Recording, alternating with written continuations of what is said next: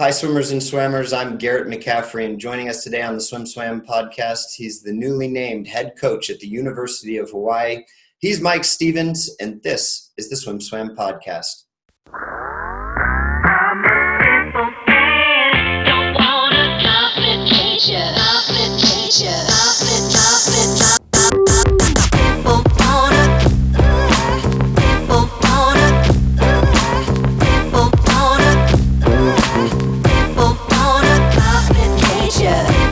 Mike, thank you so much for making the time. It's good to see you.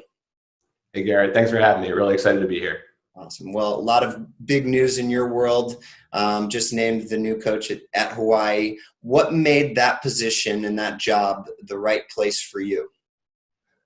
Yeah, I think I learned a lot throughout the process that really drew me in. I think every stage kind of in the interview process, I learned more and more, and I had an opportunity to not only be interviewed, but to ask a lot of questions and hear a lot more about the department, the staff, the state of Hawaii. That really, I think, drew me in and excited me more and more throughout the process. And I think first and foremost, there's a lot of things with the values of the Hawaiian culture that I think really align with me as a person and as a coach. And like some of these ideas of, care of the person, doing things with heart, humility, and kind of leading and serving, right? And that's something that is important to me. And then in some ways, like I really believe this can be one of the best jobs in the country in terms of coaching and swimming, right? And that might sound a little out there, but if you understand the rich history of swimming and surfing and water sports in Hawaii, it's really, really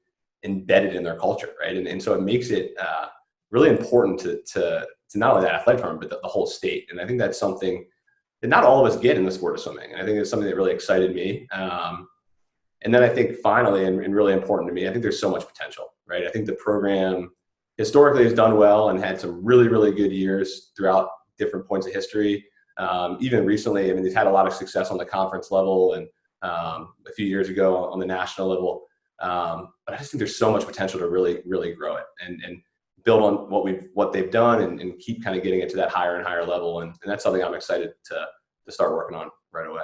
Yeah. I mean, if you're right, and this is a program with potential to be one of the best programs all around in the country, what makes you the right person for it? I mean, you're one of the youngest coaches out there. Definitely had some success, which we'll get to at Boston College, which I'm extremely impressed with. I want to go through those statistics at a later point, but I guess the question is, what makes you the right coach for this position?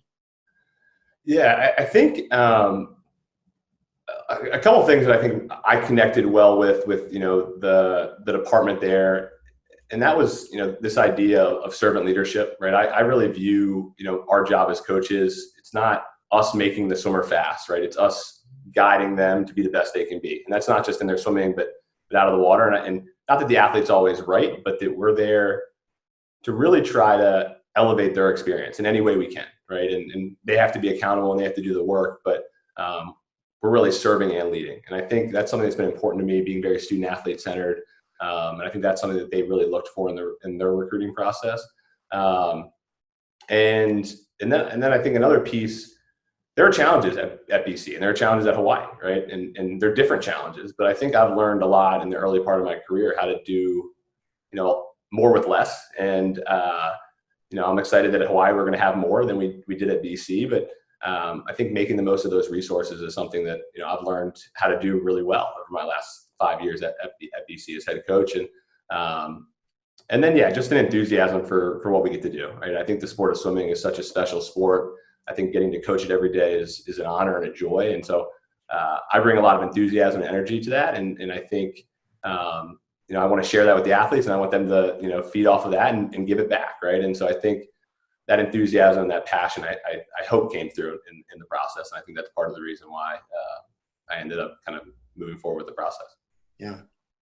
Can you talk a little bit more about how that kind of energy and servant leadership equates to being a good motivator? Because, servant leadership, you're willing to do things that you're asking them to do. And obviously you're not going to get in and do a 400 IM set, although, I'm sure you could do to a certain extent. But how does that equate to motivation for the athletes as a coach? Yeah, I think that's a great question. I mean, I think when we're talking about to our athletes, I think when you're talking about motivation and inspiration, we were always trying to get our student athletes at BC to think more, right? And think that they could do more and achieve more than maybe they ever thought when they first got there. And trying to that all starts with, well, one, trust, but two, belief, right? And I think, that kind of came out of that servant leadership and that care of the person and teaching them to have that same care for their own swimming, right? And so for us, I mean, I think at BC very, very early on, I think we understood that we really had to develop athletes and people, right? And so when we were shifting the culture, we understood that these are the athletes we have. Let's make them as good as we possibly can, right? But that's not just training and motivating. That's getting them to believe in themselves and really believe that maybe they can achieve more than anyone else thought they could before that, right? And then through that process, and I think this is where the servant leadership comes in, they start to care more about their swimming maybe than they ever thought they could. And I think all of those things work together to allow them to really kind of build something bigger, right? And so when you have that care and you have that commitment, that trickles out to your teammates, and you're swimming for more than yourself. And I think it creates this really, really powerful momentum that I think can inspire and lead to some really great success, if that makes sense. Yeah, it does. And I think it paints a pretty good picture of your coaching style and your approach. Just to dig at that a little bit deeper, let's play a game where if one of the soon-to-be swimmers at Hawaii, that will be your swimmers, calls one of your Boston College swimmers and asks, what's Mike like? What do you think they would say? And how would they describe you as a coach? Yeah, I think that's a great question. I think they would tell you I'm passionate. Not that I'm not that every day is the best day, but I will walk on the pool deck and I'll be excited about what we're doing. And sometimes that lends to goofiness. Sometimes that leads to being the biggest cheerleader. But I think most people at BC would tell you I'm really, really passionate. And I think one thing I pride myself on is I've always tried to be really hardworking, right? And I think at BC that was necessary in that role with a short staff and things like that. That's really changed the culture. We had to be really, really hardworking with a small group that we had, and I think that fed off to the athletes, right? And I think they would tell them that we write some pretty tough workouts and we challenge them and we push them really hard. But at the end of the day, we really care about them as people, and our doors are always open for our athletes when they need to talk or go through any issues or anything like that. So I think those are some of the things. At least that's what I hope they would say. Yeah. So a new change, a fresh start is also an opportunity to kind of look at yourself and like a kid coming to college, they can be whoever they want. Is there anything, obviously you don't want to stray too far because it sounds like your coaching approach, A, is working and B, is pretty awesome for the current generation, but are there any things that you look at this opportunity and say, hey, I'd like to change this now. This is a great opportunity for a fresh start in this area, or trying to do this better. Are there any changes that you look at making during this transition?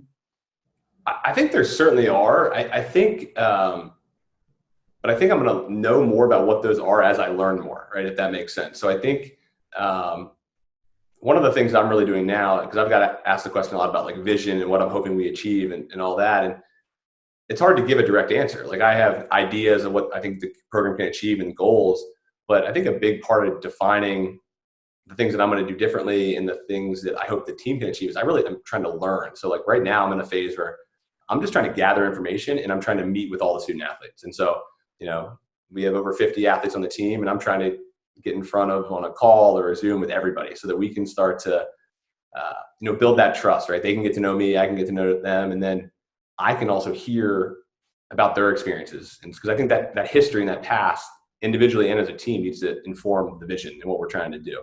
Right. And so there are going to be things that I'm going to have to change. I know that for sure. And in addition to just the adjustment of, moving to a completely different place and a different type of environment and community. But I think I'm still learning exactly what that's going to be.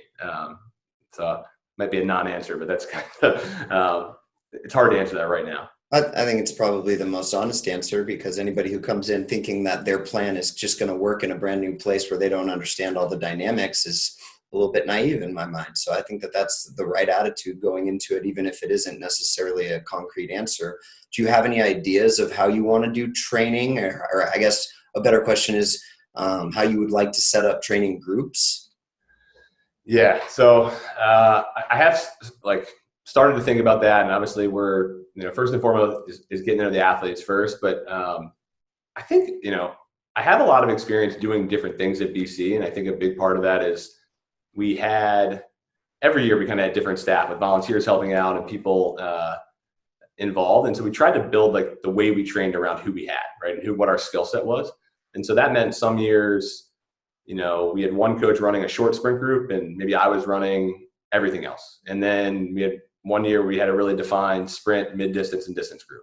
And then this past year, we were running, different event focuses every single day where we might have 3, 4, 5 different training groups. And, we were trying to line it up so that, when the, 2 flyers had their big workout, maybe the 50 freestylers were doing something a little bit different that didn't need as much attention. And so you could give love to everybody kind of throughout the week. And so, and I liked that a lot, but at the end of the day, I think training design and the style of groups and everything is going to really rely on, what the staff makeup is. And we're still thinking about those types of things. And so when we figure that out, I think we build that around kind of our personnel, if that makes sense.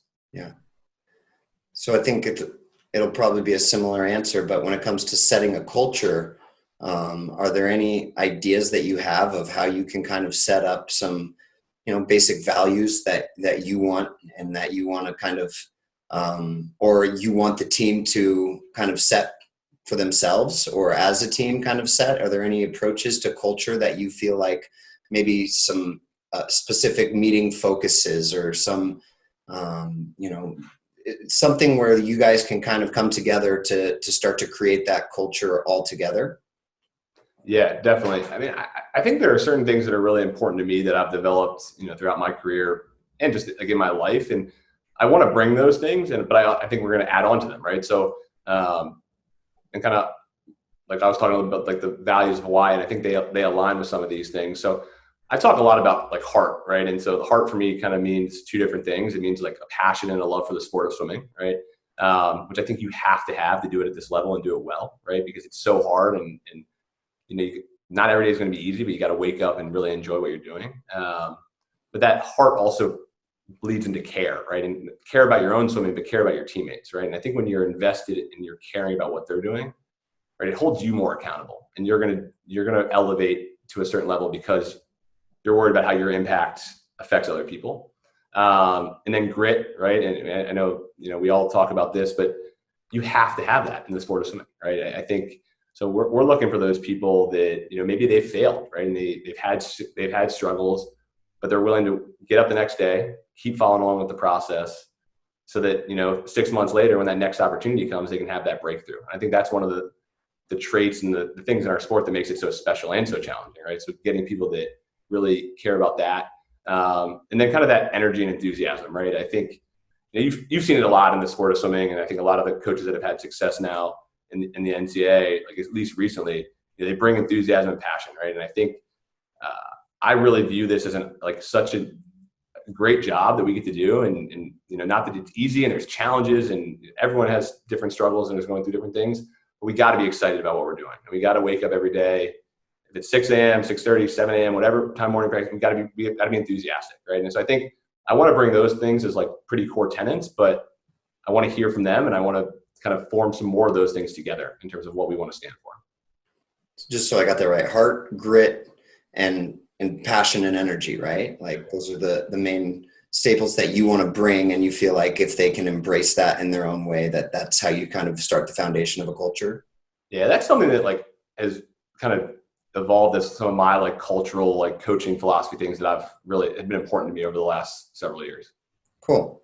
I like it. Let's talk a little bit about your last several years of coaching, and let's even go back before that, because before you got into coaching, you spent a year as a financial analyst. Is that doing the timeline right? So after you finished up with your eligibility at Boston College, where you were a swimmer for all 4 years and captain your senior year and school record holder, at least in one of the relays, you took a year and you tried to go into the real world as a financial analyst, right? I did. Yeah. How'd that go, and what brought you back to the pool? Yeah, so it was good. I mean, I learned a lot. I worked in corporate finance for like an aerospace and defense company. did fine. I think it was a good career, but I found myself walking into work every day and be like, man, like this just, I can't see myself doing this for 40 years. You know what I mean? I don't see myself being excited enough about this to want to do it every day and try to be really good at it. Right. And so, and I called my dad like the day I was graduating from BC and was like, hey, I think like I want to be a swim coach. And he was like, oh, that's great. You got a lot of student debt. So you got to like, let's figure that out first. Right. And I had a good paying job in finance. And, but then I got a really unique opportunity. I mean, I was, I think I was a captain, and I think I helped change some of the culture of the team when I was there as a student. And so I got a call from Tom when he was looking for a new assistant coach. And it was about a year after I graduated. And I thought it was going to be a hard decision. And then I was like, you know what? Like, I'm never going to regret taking this opportunity to try to do something I love. And even when I first started, it was, all right, I'm going to get my MBA while I do it, and then maybe I'll go back out into the business world and do something different. But 6 months into coaching, I was like, this is the best job in the world, right? And I was like, if I can make a career out of this, this is what I want to do. And I remember telling people that and be like, oh, I had no idea when I got the head coaching job, like a couple of years before that, that's what I'd be doing. And so many of my friends and family were like, we saw that coming for so many years. Like, you were the person at summer league swim meets, like writing down splits, like worrying about like what the relay combinations were. And I cared a lot about it and I loved it. Right. And I think, so it really has been like kind of like a passion project in a lot of ways for me. And I think I work longer hours than I did in finance, but it sure as heck doesn't feel like it. Yeah. It's a great answer. And I totally get it as somebody who kind of went into the journalism side of things and then got a taste of the on-deck coaching piece. It does get you. It gets you quickly. And the fulfillment of the job is pretty tough to duplicate anywhere else if this is where you were meant to be. And that sounds like it was. And I think a lot of your results kind of back that up, even though you had a few years as the assistant and then kind of got thrust into a unique situation where you became first the interim coach mid-season and then the head coach of a program at the age of 26, which according to Braden and SwimSwam, made you, they think, the youngest head coach in Division One, possibly in Division One history. But in that time, from 2016 through 2022 this season, Boston College set 170 school records. And I mean, you guys also sent people to Olympic trials and had your first ACC finalists, which are big deals. If you're not thinking at like University of Virginia levels right now, but I mean, it's coming from another small school myself. I just have so much respect for that kind of statistic. 170 school records is a big deal. What did you know as a young coach that allowed you guys to be so successful and put together a string of probably the best teams in BC history? What did I know? I think I just saw potential. I really do. I saw it as an athlete. I remember coming in and I got into swimming a little bit later, at least like the more serious side of swimming a little bit late. So like I was never burnt out, and I got into college and I was like, this can be better. It can be better. Like let's try to make it better. Like, yes, we don't have the resources, but let's get a group, right? And then it can spread. And maybe it's 2 people at first, and then it's 5, and then it's 7, right? And so I saw the team get better during my time as an athlete. And then I came as an assistant, I saw it get a little bit better. And I was like, I really feel like if I can put into some of these things and change a little bit of the culture, change the way we train, and just elevate it to a little bit more of, what the elite programs are doing, and creating like a buy-in around this idea of like, hey, let's build something bigger than us, right? And, most college student athletes, if they feel empowered, right, about something like that, they're going to be motivated and excited about it. And so, I think it was like really just saw the potential in what BC could be despite the challenges. And part of that, I think, was like I was so passionate about swimming, and I had a great experience at the school that I knew I could sell that. And then I think early on, we really, like, it was me and an assistant coach, Dan Kelly, and he was an alumni, and we really just tried to, all right, these are the people we have in front of us. Like, let's try to get buy-in from them on what we want to do. Let's try to make them as fast as we possibly can, have a great experience. And then just slowly but surely, like, let's continue to recruit more and more people that want that and want to be a part of that. And it definitely was challenging. And I think, but I think like we did a really good job of like despite, in our conference where we were I think the only non-scholarship team, like, so it was never about like statistical team, like winning the conference, right? It was about like just this intangible idea of doing more, being better, being the best Boston College program, and building something bigger. And it was funny how powerful that sentiment got, right? And people really bought into that. And, maybe when we first started as like that staff, it was 5% of people, and then it just slowly got bigger and bigger and bigger, right? And I think it was really fun to like look back, 5 or 6 years later and be like, wow, like it's crazy how that developed. And it was such a fun process and a fun ride. So yeah. Doing some of the research for this interview, I went to a dangerous place, the SwimSwam comments, and I saw a comment that I want to know if it's true. When you were a swimmer at Boston College, was it only 5 practices a week required? Was that how the system worked? Yeah. So when I was a student athlete and an assistant coach, we ran 10 workouts a week, but athletes were only required to go to 5. And the head coach at the time, that was his philosophy. He only wanted them to go to 5. So it was like 4 2-hour workouts and then like an hour and a half workouts, and not a lot of training. And like when I was an athlete, I was used to more. So I was doing doubles on my own and getting small groups of people. And like, I think I was able to have success, and a lot of people were, right? And I think that kind of encouraged us to start thinking about those things. And so, yeah, like when we first took over, that was a big shift because we obviously moved away from that. And so it took time to kind of get it to what it is now in terms of like what we were doing training wise. But yeah, that for a long time, for 45 years, the program was only swimming 5 days a week.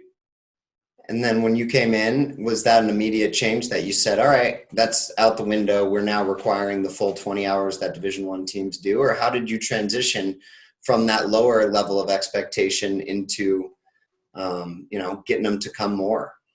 Yeah, so it's really fun, and I haven't thought a ton about this recently, but it's kind of crazy to think about it. So I took over actually mid-season. I was interim that first stretch, and then I've been the head coach for 5 full seasons. But that first interim year, I just finished it out with the 5 practices a week. The team had never really done off-season training prior to that. So that first season, I changed it to completely voluntary off-season training. And that was just different, right? And then it was very gradual. So we had some pool space limitations, especially in our old facility. So we increased it a little bit more the first year, a little bit more the second year. And then we shifted into the new facility. We had more space.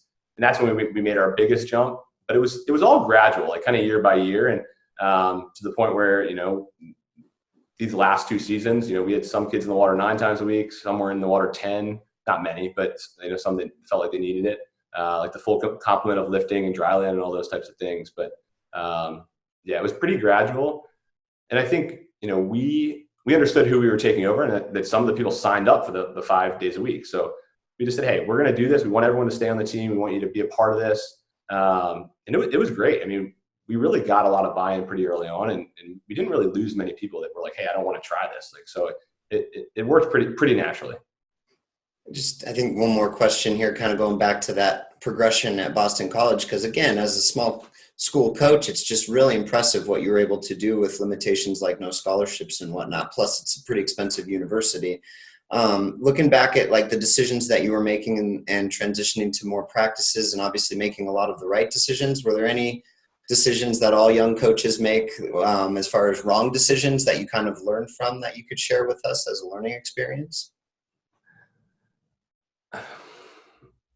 I'm trying to think of specifics. I remember a couple of times being like, wow, like I was really naive. You know what I mean? I think like you're 26, your first head coaching opportunity, you're so enthusiastic. And I think we were pretty understanding, but I always just thought like, oh, like I'm going to do this with passion. The team cares about me. Like they're going to listen to everything I say.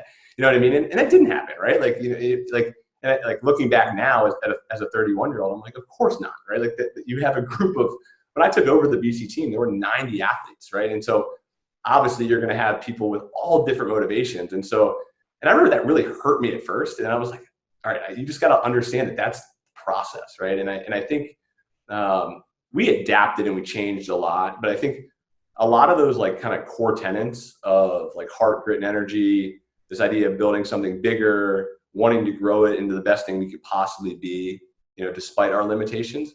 Like that vision was always there. And I think like a lot of my messaging over the five and a half years stayed the same. Right. And I think slowly over time, like more and more people got kind of on the bus and bought into it. But yeah, I think just like maybe a little bit too naive in terms of like expecting everyone to buy in right away, because that doesn't happen. It doesn't happen anywhere. Yeah. You might need that reminder again in 4 months, just because, it is a new culture and a new start. And obviously you've got a ton of credit and credibility, but starting a new culture doesn't matter, right? Like, you've got to kind of re-earn that trust. And I feel like that only can be done over time. I'm also telling you that as much as I'm telling myself and any other coaches who are listening who need to hear that right now. I think that's a really valuable lesson to learn. Like that being said, and understanding, looking back when you first started there at like buy-in and stuff, now looking forward to your new gig at Hawaii, are there things that you don't know?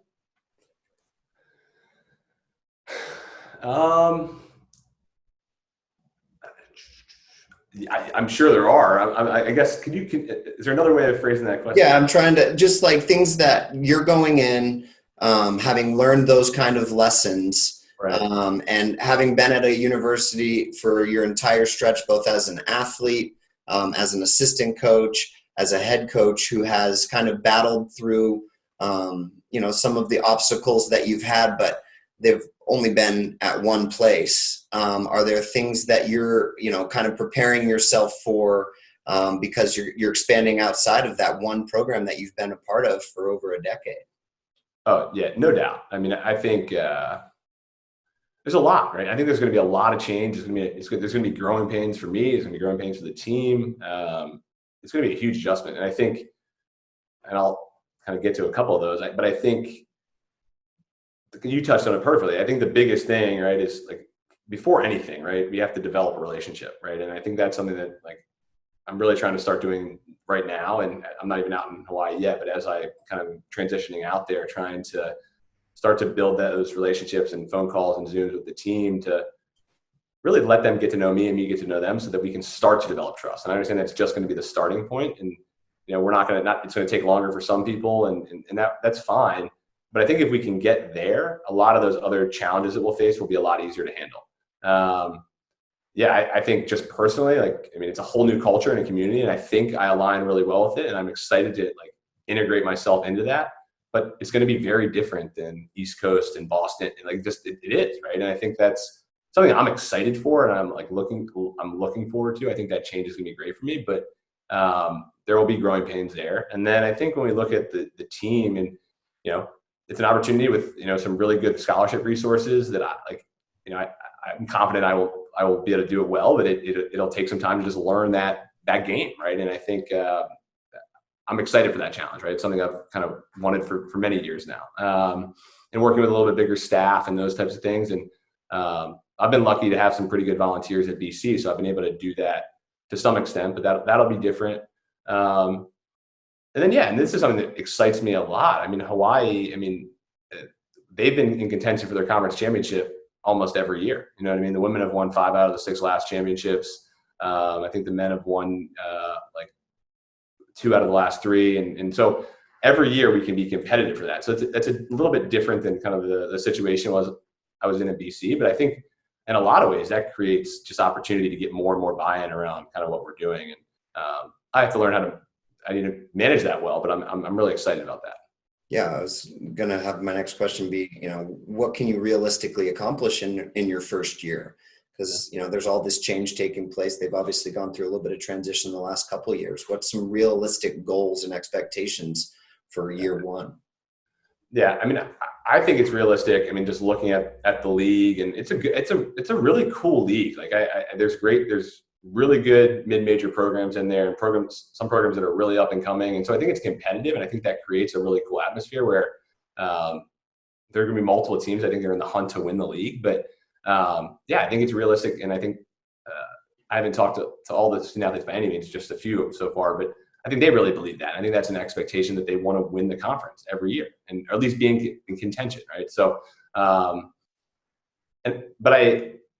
I'm hesitant to start talking about results because I know that like this first year, if anything, it's got to be building trust and it's got to be developing culture and kind of coming up with this shared vision. And I think if we can do that, that'll become so powerful that it'll all that other stuff will take care of itself. But yeah, and like there are definitely challenges that Hawaii is going to face that some of the other, you know, big Power 5 programs are not. But in a lot of ways, like I think the ceiling for this program is really high, really, really high. And so I think, you know, on a national level, like I think they yeah, I don't want to make proclamations, but I think it can achieve at a really, really high level and do some really, really impressive things. So, so yeah, but I think we got to start with culture, start with building trust, and then I think those things will start to come as we go. What are some of the challenges that you do face there then? The ones that you kind of just alluded to that some of the Power 5 conferences might not have to deal with? Yeah, I mean, I think just it's different, right? So I think, you know, just the recruiting, right? It's a beautiful place. It's got a great culture, but it might not be for everybody, right? And so I think, and it's far away, right? And I think like not every, you know, high school student is ready to make that transition, right? And so, but I think there's value in that in the sense that those that are, I think oftentimes they're going to have a certain type of character about them that I think is going to be the type of people we want to work with, right? So I think they're going to be resilient. They're going to have independence. They're probably going to be outgoing. And I think things that fit with kind of what we hope to have in a lot of our athletes. So I think, you know, recruiting I guess your pipeline might be a little bit narrower, but I think it just takes a little bit more time to really look for the right athletes that fit well. But I think there's more than enough high level talent that want that opportunity to go to a great school in one of the most beautiful locations in the world, right? And be a part of a program that I think can really grow and continue to elevate and has had success already. Yeah. Good stuff. I just got 2 more fun questions. First one, how do you make swimming fun for your athletes? Yeah, I think for us, you know, we try to be pretty creative with our workouts. So we want it to be dynamic. We want them to like understand how it's making them better for their specific stroke and events and really understanding the why. And then making it competitive, right? So like we like to go fast in practice. We like to compete within workout. We like to, you know, play music, you know, get pretty hyped up on the pool deck. And then like we don't take ourselves that serious. I mean, at times we do, at times we don't, right? But I think we're pretty goofy. We'll joke around with our athletes. I think some of my BC swimmers would tell you that sometimes I'll do some stuff and they'll be like, what is this guy doing, right? And I think, but I think trying to get them to laugh, trying to have a good time, and just, you know, again, being enthusiastic about what we're doing. So it's a hard sport, right? And I think, you know, if swimming kept going the way of the past, where it was just grind yardage, put your face in the water and do some cardio, you know, we lose a lot of people. And I love that it's shifted to what it is now, where there's a combination of that hard work and that volume, but also the opportunity to do some really good, you know, event-specific training, making that competitive and fun and exciting. And so I think doing that and then making it team first, right, is I think a huge thing, right? And so I want to recruit people that want to maximize their potential. That's really important to me, but that they become more concerned with how that, you know, individual success affects the program, and like they really get a lot of value out of like the impact they're making on the whole, if that makes sense. Yeah. Just because I know that the viewers love it when we dive into details. What's a fun race-specific set that you really felt like the kids enjoyed? Because I'd hate to get out of this interview without hearing one of those specific sets that everybody loves to hear about. Yeah.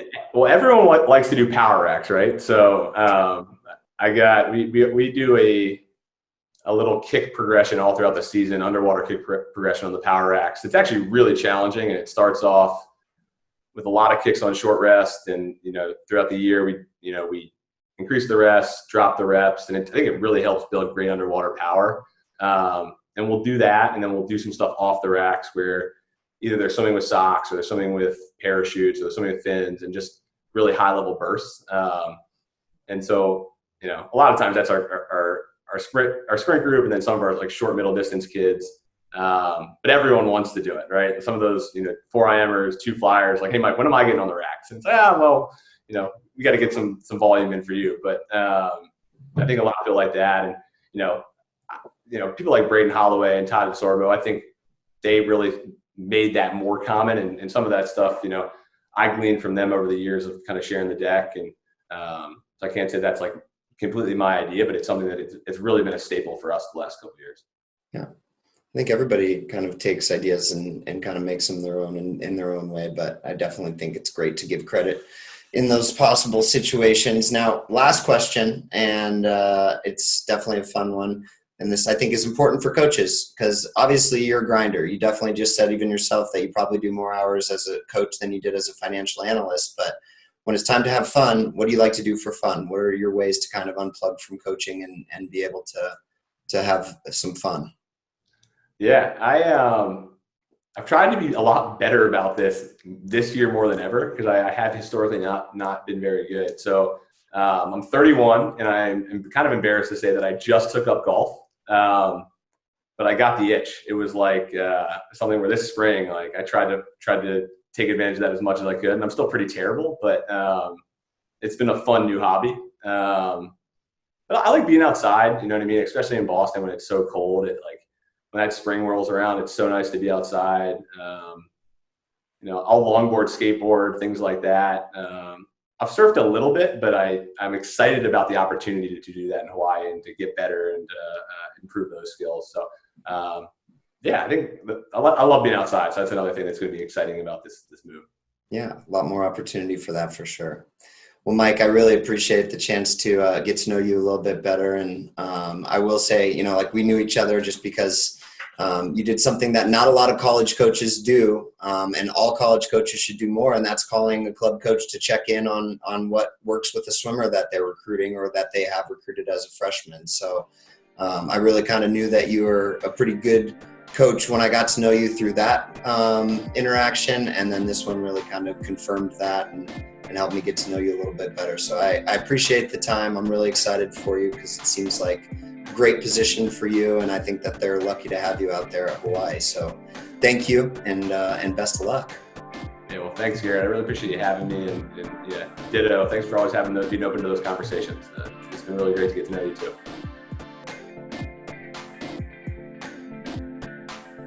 You've been listening to the SwimSwam podcast. Stay tuned for new episodes every week. You can take SwimSwam podcast on the go by subscribing on your favorite podcast platform. Look for links in the description below, and be sure to subscribe to our YouTube channel for more videos as well.